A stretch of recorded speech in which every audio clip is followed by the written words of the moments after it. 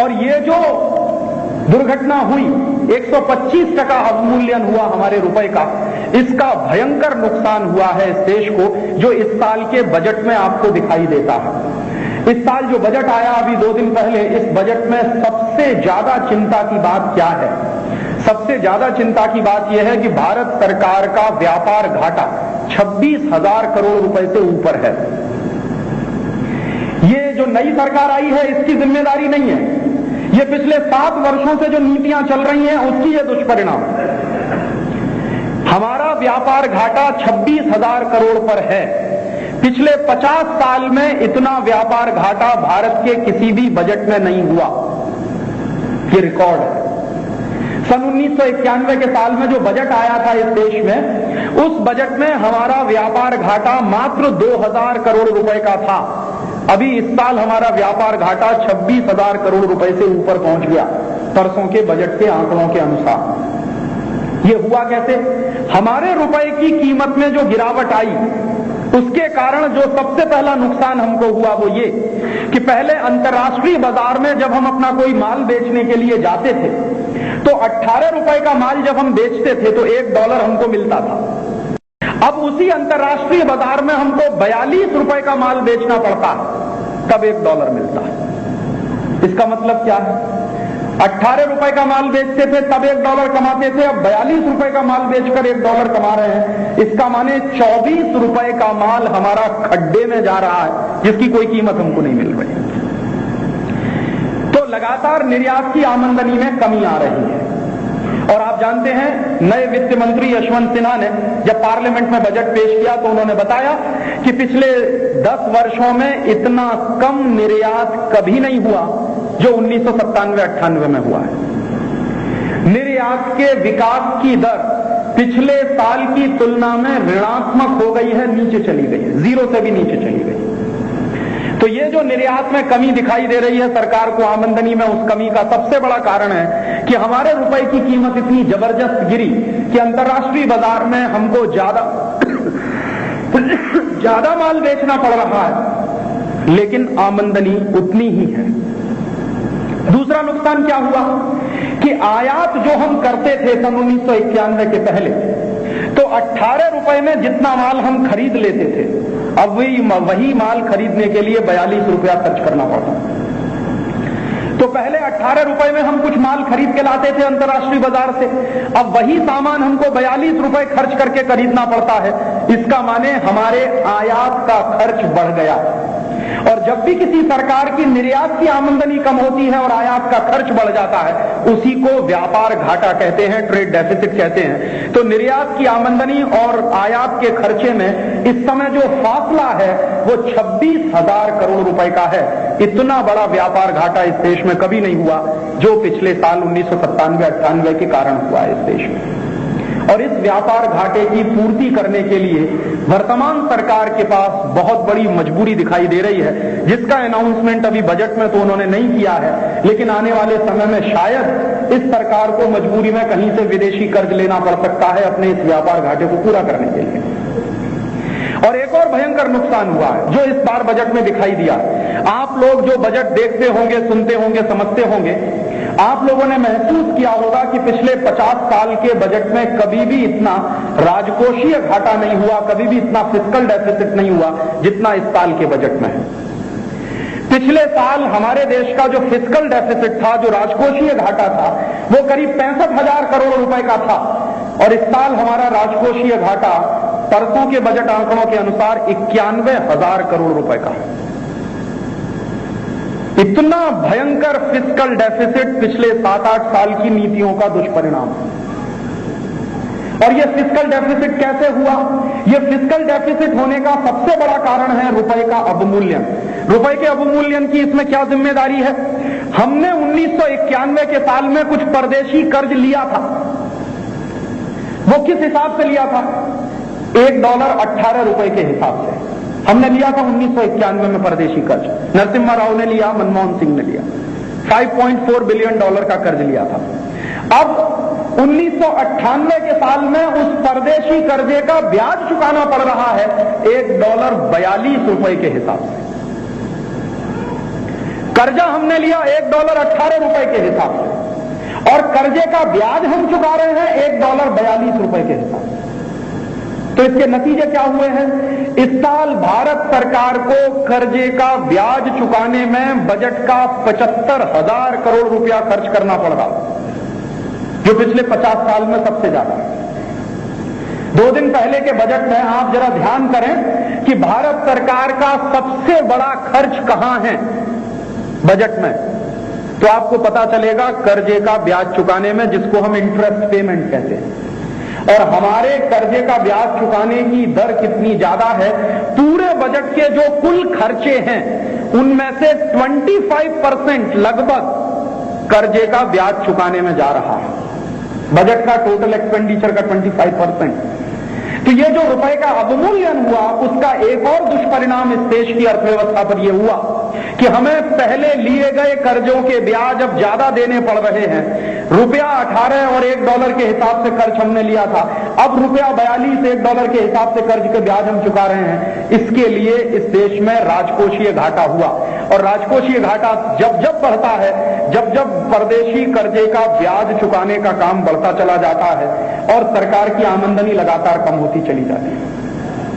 एक और नुकसान हुआ जो इस साल के बजट में बिल्कुल साफ साफ दिखाई दे रहा, वो नुकसान ये हुआ है कि हमारी सरकार का वित्तीय घाटा, फाइनेंशियल डेफिसिट जिसको हम कहते हैं, फाइनेंशियल एक ही बात है।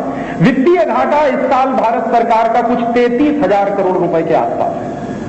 और ये वित्तीय घाटे का मतलब क्या है? वित्तीय घाटे का मतलब यह है कि भारत सरकार ने पिछले साल टैक्स के कलेक्शन से जितनी उम्मीद की थी पैसा इकट्ठा होने की, उसमें से 33,000 करोड़ रुपया कम इकट्ठा हुआ।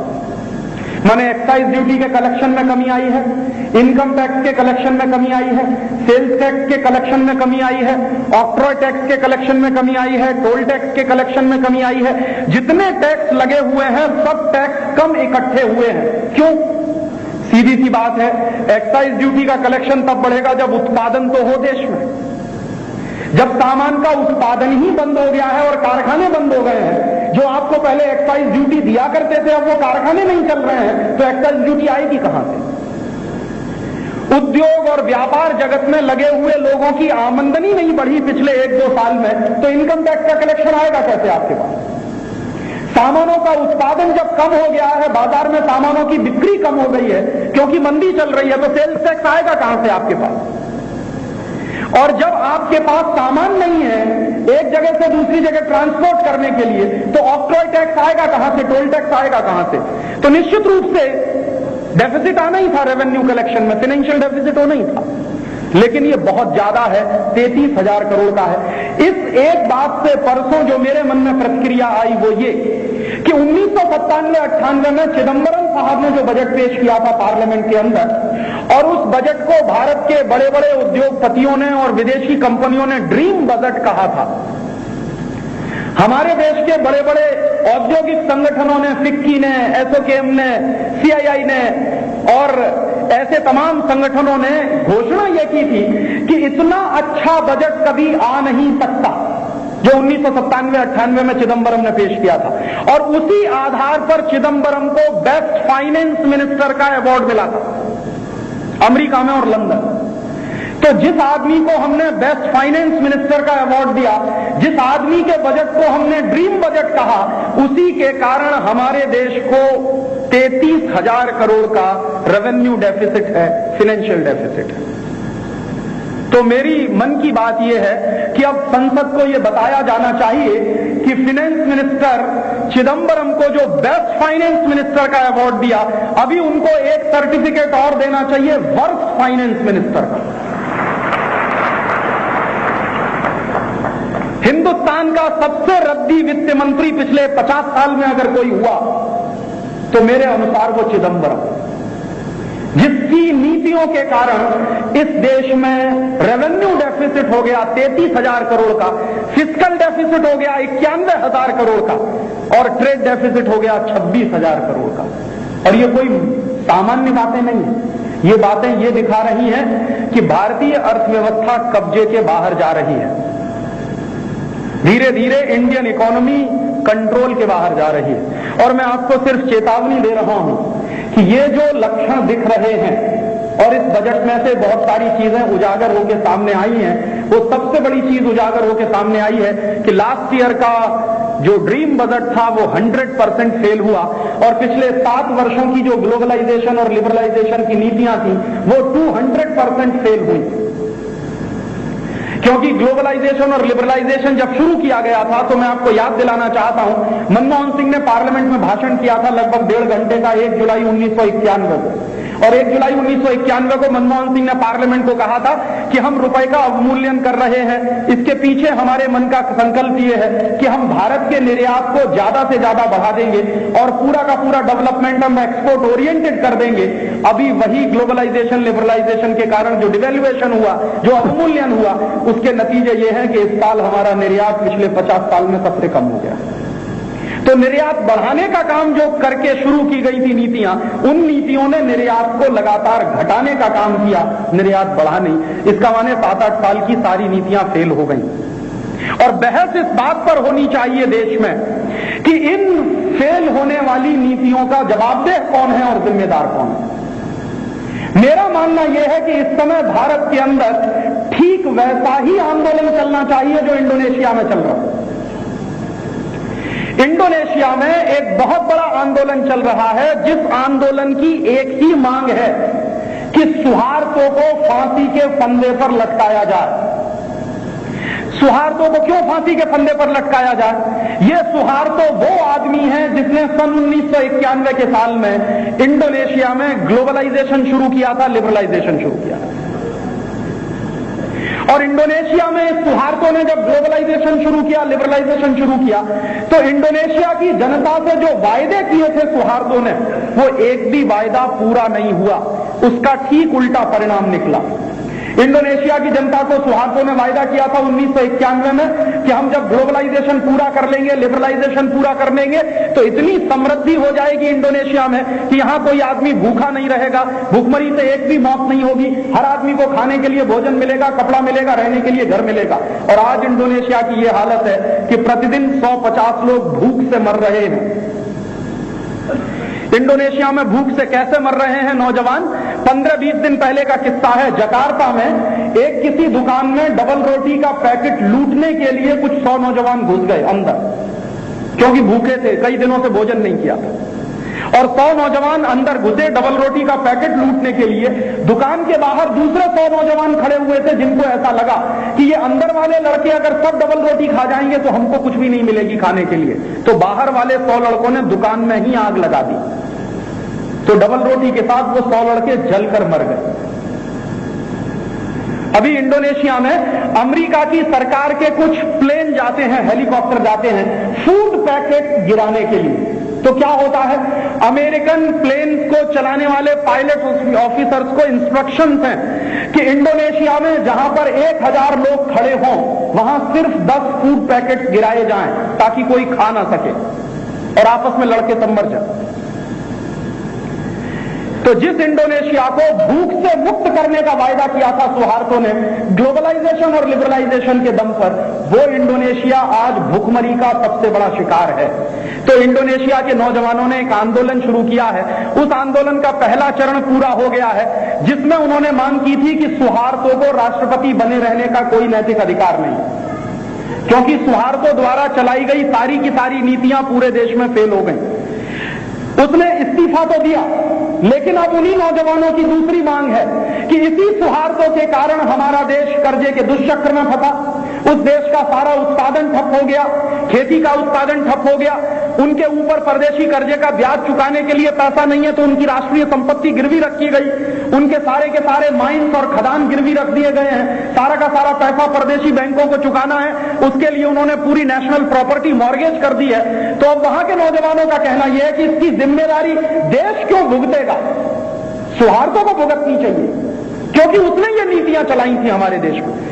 इंडोनेशिया की जनता ने कभी भी ग्लोबलाइजेशन मांगा नहीं, इंडोनेशिया की जनता ने कभी भी लिबरलाइजेशन मांगा नहीं, उन्होंने कभी प्रदर्शन नहीं किए, कभी इस बात की मांग नहीं की कि हमको उदारीकरण चाहिए, हमको जागतिकरण चाहिए। ये तो वहां की सरकार थी जिसने जबरदस्ती थोपा वहां के लोगों पर, और उसके नतीजे ये निकले हैं कि पूरा का पूरा देश आर्थिक रूप से भिखारी हो गया है, दिवालिया हो गया है, बैंकरप्ट हो गया है।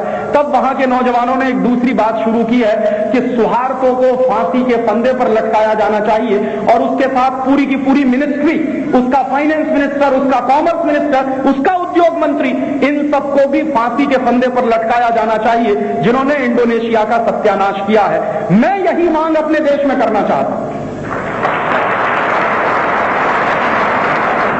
कि मेरे देश में पिछले 7-8 वर्षों से जो नीतियां चली, ग्लोबलाइजेशन की, लिबरलाइजेशन, उदारीकरण की, जागतिकरण की, ये हम में से कोई नहीं गया था सरकार से कहने कि हमको जागतिकरण चाहिए, हमको उदारीकरण चाहिए।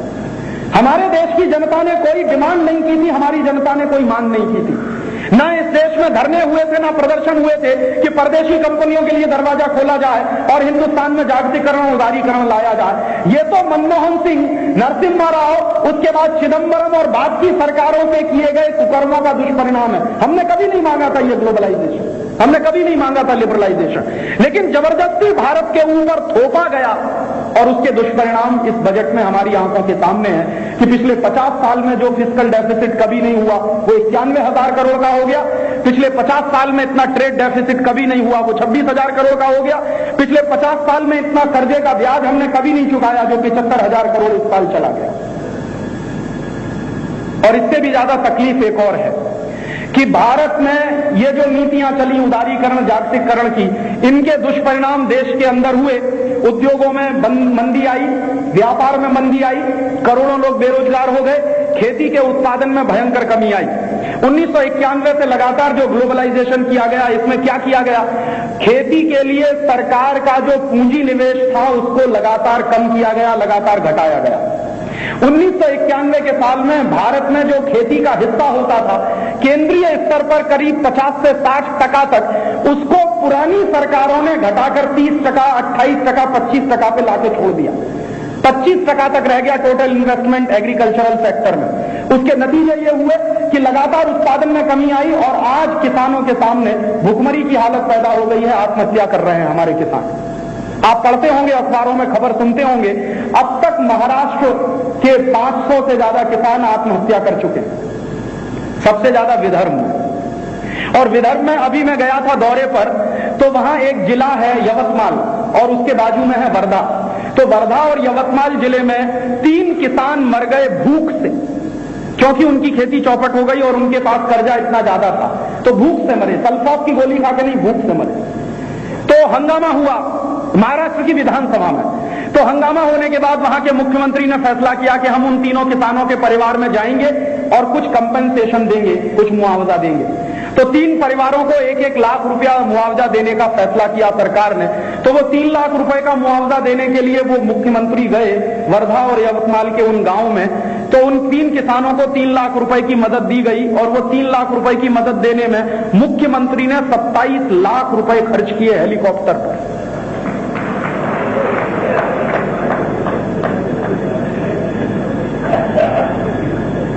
27 लाख रुपए का खर्चा करके महाराष्ट्र सरकार का मुख्यमंत्री 3 किसानों को 3 लाख रुपए की मदद देने गया। अच्छा तो यही होता कि वो हेलीकॉप्टर ना उड़ाता, वो मदद तो सरकार का कोई प्रतिनिधि भी उनको दे सकता था, तो वो मदद 30 लाख रुपए की भी हो सकती थी जो हेलीकॉप्टर उड़ाने में उन्होंने खर्च कर दिया। ये हमारे देश के राजनेताओं की संवेदनशीलता का एक नमूना है और उसका प्रमाण। तो पिछले 7-8 साल की जो ग्लोबलाइजेशन की नीतियां चली उनमें खेती बुरी तरह से प्रभावित हुई है और खेती का निवेश कम हुआ तो उसमें और बुरी हालत हुई है। इस साल बारिश कुछ बेमौसम हो गई, बेमौसम ओले पड़ गए, बेमौसम की बारिश हो गई, उससे भी उत्पादन कम हुआ है। तो हजारों किसानों के सामने भुखमरी का संकट है। मैं जब महाराष्ट्र में अभी घूम रहा था, विदर्भ में 15-20 दिन के मेरे दौरे थे, रालेगांव नाम के एक गांव में मेरी सभा हुई थी किसानों के बीच में। मैंने किसानों से पूछा कि आपकी स्थिति क्या है, तो उन्होंने कहा राजीव भाई जून और जुलाई के बाद हमारे घर में खाने के लिए कुछ भी नहीं है, हम क्या करेंगे हमको खुद नहीं मालूम। और ये हालत हमारे सिर्फ महाराष्ट्र के किसानों की नहीं है। आप जानते हैं महाराष्ट्र इस देश का प्रतिशत के हिसाब से तरक्की वाला और पैसे वाला प्रदेश माना जाता है, पर कैपिटा इनकम के हिसाब से। पंजाब के बाद दूसरा नंबर महाराष्ट्र का ही आता है और महाराष्ट्र की खेती भी प्रतिशत के रूप से सारे देश की खेती से सबसे ऊंची मानी जाती है। वहां किसानों की ये हालत है कि 500 किसान तो अब तक मर चुके हैं भूखमरी से या सल्फात की गोलियां खाकर। तो जरा कल्पना करिए उड़ीसा की हालत क्या होगी, बिहार की हालत क्या होगी, पूर्वी उत्तर प्रदेश की हालत क्या होगी, हमारे हिंदुस्तान के उन इलाकों की हालत क्या होगी जहां पर किसान को सिवाय भूखमरी के सालों साल कुछ दिखता ही नहीं है, मिलता भी नहीं है। मेरे दिल की तकलीफ ये है कि इस ग्लोबलाइजेशन लिबरल